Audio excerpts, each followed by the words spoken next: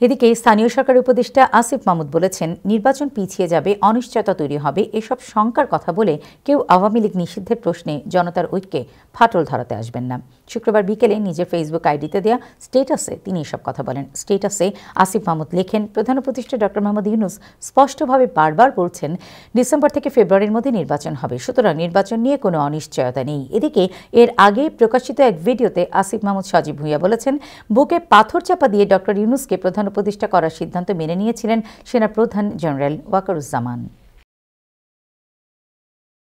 সেনাপ্রধানের দিক থেকে মূল ভেটোটা ছিল যে ডক্টর মোহাম্মদ ইউনূস কেন, why not any other person. Doctor Mohammad ইউনূসের নামে মামলা আছে, তিনি একজন কনভিক্টেড পারসন। একজন কনভিক্টেড পারসন আসলে কিভাবে একটা দেশের প্রধান উপদেষ্টা হতে পারে? সেনাপ্রধান লাস্ট আমাদেরকে বলেছিল যে আমি বুকে পাথর চাপা দিয়ে এই সিদ্ধান্তটা মেনে নিই।